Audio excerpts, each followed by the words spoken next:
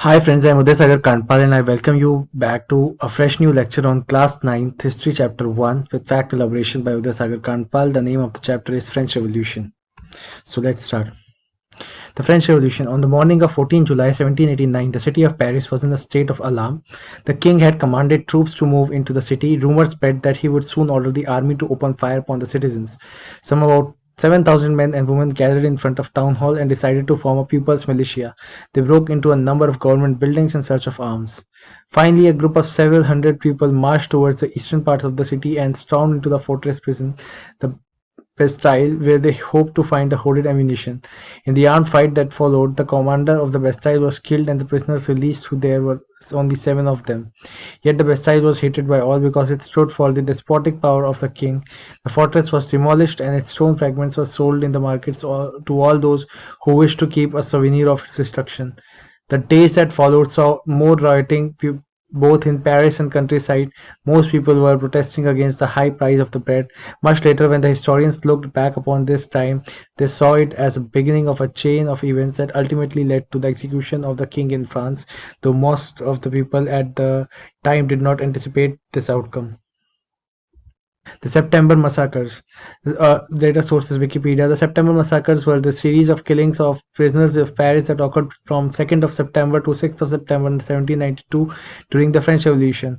They lasted from Sunday afternoon until Thursday evening. Charlotte Corday and Jean-Paul Marat, responsible as is outlaid a great detail by Stanley Loomis. But for Madame Roland, it was Gorges Danton. Danton was also accused by the French historians Adolphe Thiers, Alphonse Lamartine, Julius Michelet, Louis Blanc, and Edgar Quinet. Danton appears to have done nothing to stop them. It is estimated that around 1,100 to 1,600 people were murdered. The action was undertaken by 235 Fédérés, guardsmen, and sans-culottes with the support of gendarmes. The latter was responsible for guarding the tribunals and prisoners, the Cordeliers, the insurrectional commune, and the revolutionary sections of Paris. The identity of the September seers is unknown, but a large number of them were undoubtedly Parisian National Guards and provincial federates who remained in the city since their arrival in July. By 6th of September, half of the prison population in Paris had been summarily executed. The exact number is not known, but about 440 to 500 people had uncertain fates, including 200 Swiss soldiers. However, the great majority, 72% of those killed, were non-political prisoners, galley convicts, forgers of assignats, common criminals, women and children. 17% were Catholic priests. The Minister of Interior Roland accused the Commune of the atrocities. According to Georges Lefebvre, the collective mentality is a sufficient explanation for the killing. For Timothy Taggart, the obsession with the prison conspiracy, the desire for revenge, and the fear for advancing Prussians, the ambiguity over who was in control of a state that had always relied in the past of centralized monarchy, all had come together in the volatile mixture of anger, fear, and uncertainty. The French society during the late 18th century. In 1774, Louis XVI of the Bourbon family of kings ascended to the throne of France. He was 20 years old and married the Austrian Princess Mary Antoinette. Upon the accession, the new king found an empty treasury. The long years of war had drained the financial resources of France. Added to this was the cost of maintaining an extravagant court at the immense palace of Versailles. Under this Louis XVI, France helped the 13 American colonies to gain their independence from the common enemy Britain. The war added more than a billion lives to the debt that already risen to more than 2 billion livres. Livres is the currency of France at that time. Lenders who gave the state credit now began to charge 10% of the interest on loans. So the French government was obliged to spend an increasing percentage of its budget on the interest payments alone. To meet its regular expenses, such as the cost of maintaining an army, the court running government offices or universities, the state was forced to increase taxes. Yet even this measure would not have sufficed. French society in the 18th century was divided into three estates, and only members of the third estate paid taxes. Peasants made up about 90% of the population. However, only a small number of them owned the land they cultivated. About 60% of the land was owned by the nobles, the church, and the other richer men of the third estate. The members of the first two estates, that is the clergy and the nobility, enjoyed certain privileges by birth.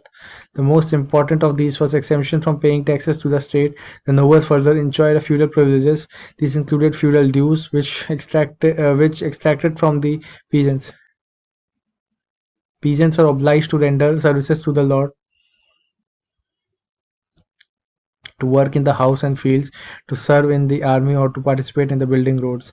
The church too extracted its share of taxes called tithes from the peasants, and finally all the members of the third estate had to pay taxes to the state. These included a direct tax called a taille and a number of indirect tax which was levied on the articles of everyday consumptions like salt or tobacco. The burden of financing activities of the state through the taxes was borne by the third estate alone. The struggle to survive. The population of France rose from about 23 million in 1715 to 28 million in 1789. This led to a rapid increase in the demand for food grains. Production of grains could not keep pace with the demand, so the price of bread, which was with the staple diet of a majority, rose rapidly. Most workers were employed as laborers in the workshops, whose owners fixed their wages, but wages did not keep pace with the rise in prices, so the gap between the poor and the rich widened.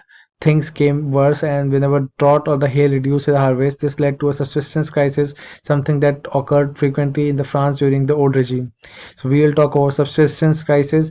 Subsistence crisis can be defined as an extreme situation where the basic means of livelihood was endangered. In France, due to the rapid expansion of the population from 23 million in 1715 to 28 million in 1789, a subsistence crisis occurred. A subsistence crisis is a crisis caused by economic factors, generally high food prices, and which may be caused by either natural or man-made factors, which threatens the food supplies and the survival prospects of a large number of people. It is considered famine if it is extremely severe and large numbers of lives are lost. A subsistence crisis can be considered genuine if it is visible in demographic data.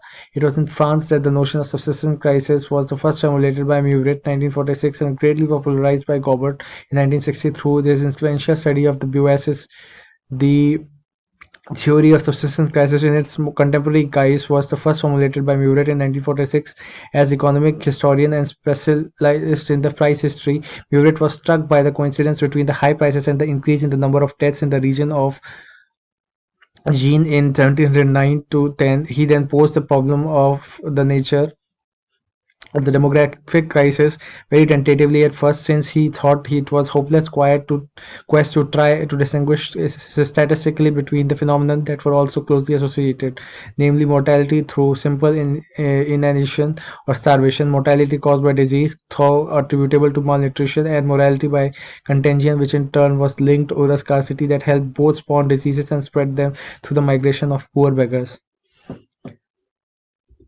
A growing middle class and vices on the end to the privileges. In the past, peasants and workers had participated in revolts against the increasing taxes and food scarcity, but they lacked the means and programs to carry out the full-scale measures that would bring about a change in the social and economic order. This was left to those groups in the third estate who became prosperous and had access to the education and new ideas. The 18th century witnessed the emergence of social groups termed the middle class, who earned their wealth through an expanding overseas trade and from the manufacture of goods such as woolen and silk textiles that were either exported or brought by the richer members of society. In addition to the merchants and manufacturers, the third estate included professionals such as lawyers or administrative officials. All of these were educated and believed that no group in the society should be privileged by birth. Rather, a person's social position must depend on his merit. These ideas, envisaging a society based on freedom and equal laws and opportunities for all, were put forward by philosophers such as John Locke and Jean-Jacques Rousseau. In his two treatises of government, Locke sought to refute the doctrine of the divine and absolute right of the monarch. The outbreak of the revolution. Rousseau carried the idea forward, proposing a form of government based on the social contract between the people and their representatives. In the spirit of the laws, Montesquieu proposed a division of power within the government between the legislature and the executive and the judiciary. The model of government was put into force in the US after the 13 colonies declared their independence from Britain. The American Constitution and its guarantee of individual rights was an important example for political thinkers in France. The ideas of these philosophers were discussed intensively in the salons and coffee houses and spread among the people through books and newspapers. These are frequently read aloud in the groups of the benefits for those who cannot read and write. The new and the Louis XVI plan to impose further taxes to be able to meet the expenses of the state generated anger and protest against the system of privileges. Louis XVI had to increase taxes from the reasons who have learned in the previous section. How do you think he could have gone about doing this? In France, the old regime was monarch did not have the power to impose taxes according to his will alone. Rather, he had to call a meeting of the Estates General which would pass his proposals for new taxes. The Estates General was a political body to which the three states sent their representatives. However, this monarch alone could decide when to call a meeting of this body. The last time it was done was in 1614. On 5 May 1789, Louis XVI called together an assembly on the Estates General to pass proposals for the new taxes. A representative hall in the Versailles was prepared to host the delegates. The first and the second estates were 300 representatives each, who were seated in rows facing each other on two sides, while 600 members of the third estate had to stand on the back. The third estate was represented by its more prosperous and educated members. Peasants, artisans, and women were denied entry to the assembly. However, their grievances and demands were listed to 40,000 letters which representatives had brought with them. Voting in the Estates General in the past have conducted according to the principle that each state had one vote. This time to Louis XVI was determined to continue the same practice, but the members of the third estate demanded that voting now could be conducted by the assembly as a whole, where each member would have one vote. This was one of the democratic principles put forward by philosophers like Rousseau in this book called A Social Contract. When the king rejected his proposal, members of the third estate walked out of the assembly in protest. The representatives of the Third Estate viewed themselves as spokesmen for whole French nation. On 20th June, they assembled in the hall of an indoor tennis court in the grounds of Versailles. They declared themselves a national assembly and swore not to disperse till they had drafted a constitution for France that would limit the powers of the monarch. They were led by the Mirabeau and Abbassias. Mirabeau was born in the noble family but was convinced of the need to do away with a society of feudal privilege. He brought out a journal and delivered powerful speeches to the crowds assembled at Versailles. While the National Assembly was busy at Versailles drafting a constitution, the rest of France seethed with turmoil. A severe winter had meant a bad harvest. The price of the bread rose after bakers exploited the situation and hoarded supplies. After spending hours in the long queues at the bakery, crowds of angry women swarmed in the shops. At the same time, the king ordered troops to move into the Paris. On 14 July, the agitated crowd stormed and destroyed the Bastille. In the countryside, rumors spread that villages to villages that lords of the manor were hired bands of the brigands who were on their way to destroy ripe crops. Caught in the frenzy of fear, peasants in several districts seized hoes and pitchforks and attacked the chateaux. They looted hoarded grain and burned down the documents containing record of manorial dues. A large number of nobles fled from their homes, many of them migrating to neighboring countries. Faced with the power of revolting subjects, Louis XVI finally accorded recognition to the National Assembly and accepted the principle of his powers would now be checked by a constitution. On the night of 4th August 1789, the Assembly passed a decree abolishing the feudal system of obligations and taxes. Members of the clergy too were forced to give up the privileges. Tithes were abolished and the lands owned by the churches were confiscated. As a result, the government acquired assets worth rupees 2 billion livres. France became a constitutional monarch. The National Assembly completed the draft of constitution in 1791. Its main object was to limit the powers of the monarch. These powers, instead of being concentrated in the hands of one person, were now separated and assigned to different institutions, the legislature, executive, and judiciary. This made France a constitutional monarchy. The Constitution of 1791 vested the power to make laws in the National Assembly, which was indirectly elected. That is, citizens voted for a group of electors who in turn chose the assembly. Not all citizens, however, had the right to vote. Only men above 25 years of age who paid taxes equal to at least 3 days of laborer's wage were given the status of active citizens. That is, they were entitled to vote. The remaining men and women were all classed as passive citizens. To qualify an elector and then as a member of assembly, a man had to belong to the highest bracket of taxpayers. The constitution began with the declaration of the rights of man and citizen. Rights such as the right to life, freedom of speech, freedom of opinion, equality before law were established as natural and inalienable. Rights, that is, they belong to each human being by birth and could not be taken away. It was duty to the state to protect each citizen's natural rights. Now the France abolishes monarchy and becomes a republic. The situation in France continued to be tense during the following years. Although Louis 16 had signed a constitution, he entered into secret negotiations with the King of Prussia. Rulers of neighboring countries too were worried by the developments of the France and made plans to send troops to put down the events that had been taking place there since the summer of 1789. Before this could happen, the National Assembly voted in April 1792 to declare war against Prussia and Austria. Thousands of volunteers thronged to the province to join the army. They saw this as a war of people against kings and aristocracies all over Europe. Among the patriotic songs they sang was the Marseillaise, composed by the poet Roger de Lisle. It was sung on the first time by volunteers from Marseille as they marched into Paris and got its name. Marseillaise is now a national anthem of France. The Revolutionary Wars brought losses and economic difficulties to the people. While the men were away fighting at the front, women were left to cope with the task of earning a living and looking after their families. Large sections of populations were convinced about the revolution had to be carried further, as the Constitution of 1791 gave political rights only to the richer sections of the society. Political clubs became an important rallying point for those who wished to discuss the government policies and the plans to their own forms of action. The most successful of these clubs was the Jacobins Club, which got its name from the former convent of Saint Jacob in Paris. Women too had given active right throughout this period, formed their own clubs. The members of the Jacobin Club belonged to mainly the less prosperous sections of the society. They included small shopkeepers, artisans and shoemakers, part pastry cooks, watchmakers, printers, as well as servants and daily wage workers. The leader was Maximilian Robespierre. A large group among the Jacobins decided to start wearing long striped trousers similar to those worn by dock workers. This was set themselves apart from the fashionable sections of society, especially nobles who wore knee breeches. The Jacobins came to be known as sans culottes, literally meaning those who could knee breeches. Sans culottes were in addition to the red cap that symbolized liberty. Women, however, were not allowed to do so. In the summer of 1792, the Jacobins planned an insurrection of large number of Parisians who were angered by the short supplies and the high prices of food. On the morning of August 10, they stormed the palace of Tuileries, massacred the king's guards, and held the king himself as hostage for several hours. Later, the assembly voted to imprison the royal family. Elections were held. From now, all the men of 21 years and above, regardless of wealth, got the right to vote. The newly elected assembly was called Convention. On 21st September 1792, it abolished the monarchy and declared France a republic. As you see, a republic is a form of government where the people elect the government, including the head of the government. There is no hereditary monarchy. You can try and find out about other countries that are republic and investigate when and how they became so. Louis XVI was sentenced to death by a court on charge of treason. On 21 January 1793, he was executed publicly at a place de la Concorde. The Queen Mary Antoinette met with the same fate shortly after.